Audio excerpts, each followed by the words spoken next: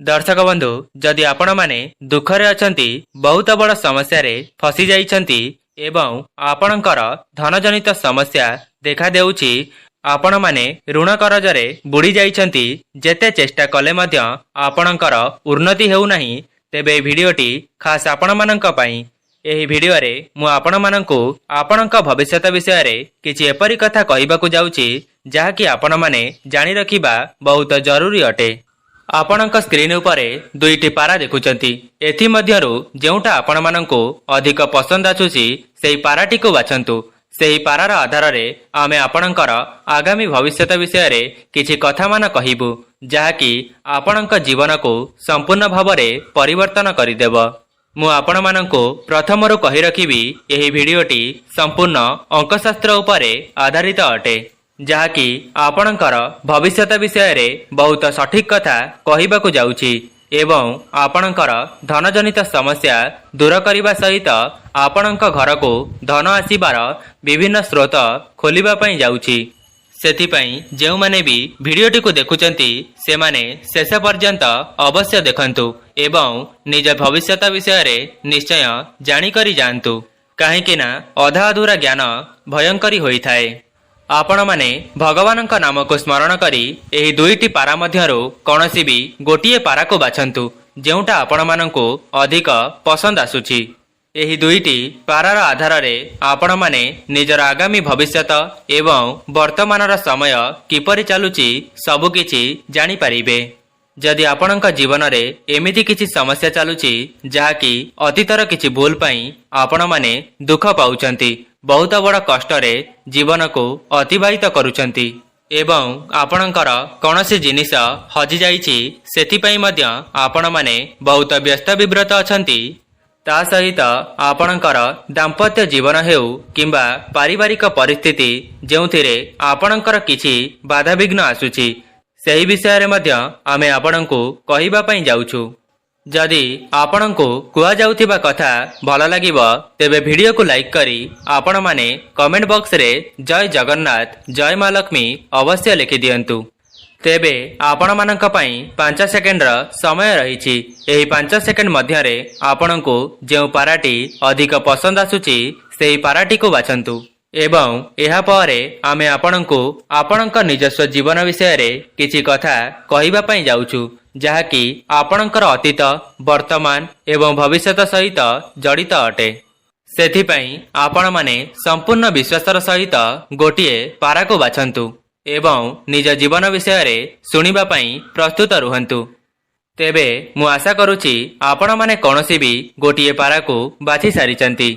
तेबे आसंतु जानिबा जदि आपण माने प्रथम पाराटी को बाछिचंती तेबे ताहा कोन कहूछि आपणक निजस्व जीवन विषय रे।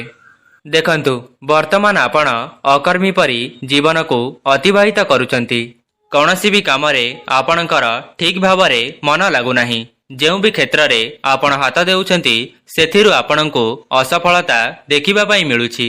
जेउ माने आपणकर गुप्त शत्रु थिले सेमानकर हारिबा परिस्थिति आपण माने देखि सारिलेणी से माने आपणक ठारू पराजय स्वीकार करि सारिलेणी तथापि भी आपण माने बहुत चिंता रे अछंती काहेकि ना आपणक शत्रु माने आपणक पाखको आसीबा पई रास्ता परिष्कार करुछंती सेमानक सहित हाथ मिसाइबार एपरि किछि भावना आपणक मनरे चालू अछि किंतु जदि आपणक मनरे भी एपरि भावना आसुछि तेबे आपण माने सदा सर्वदा सतर्क रहिबे काहेकि ना काहाको भी विश्वास करिबा पूर्वरु आपण माने बहुत सतर्कता अवलंबन करिबे। एहा सहित आपण माने पशुपक्षी मानक प्रति बहुत स्नेह आदर रखि थांती जहा फल रे आपण बहुत स्नेही प्रकृतिर होई थांती एवं आपणकर अर्थजनित समस्या हेउ किंबा निजर क्यारियर पई आपण माने बहुत अधिक चिंता प्रकाश करुछंती। तेबे आपण माने जानि रखंतु जे आपणकर चिंताधारा एबे भास्यमान बिजुली परी हठात देखा देई शून्य रे मिलई जीव। आपणकर पूर्वरु जहाँ भी किछि समस्या चलुथिला ताहा वर्तमान समाधान होई जीव एवं आपणक निकट को धन आसीबार स्रोत मिलि जीव। आपण माने केवल सकाळ एवं संध्या समय रे ओम नमो भगवते वासुदेवाय एही मंत्र को बारंबार उच्चारण करंतु आपणकर समस्त बाधाविघ्न ସବୁଦିନ ପାଇଁ ନାଶ ହୋଇଯିବ। ଯେଉଁମାନେ ପାରିବାରିକ କ୍ଷେତ୍ରରେ ବହୁତ ଚିନ୍ତା ପ୍ରକାଶ କରୁଥିଲେ, ନିଜର ସନ୍ତାନ ସନ୍ତତିଙ୍କ ପାଇଁକା ଚିନ୍ତା ପ୍ରକାଶ କରୁଥିଲେ, ତାହା ବର୍ତ୍ତମାନ ଆପଣଙ୍କର ଶେଷ ହେବାକୁ ଯାଉଛି ଏବଂ ପିଲାମାନଙ୍କ ପ୍ରତି ଆପଣଙ୍କର ସ୍ନେହ ଆଦର ବୃଦ୍ଧି ପାଇବାକୁ ଯାଉଛି। ପୂର୍ବରୁ ଆପଣଙ୍କର କିଛି ମନ୍ଦ ଦଶା ଭୋଗ କରୁଥିଲେ, ଯାହାକି ଆପଣଙ୍କର ପୂର୍ବଜନ୍ମର କର୍ମ ଥିଲା।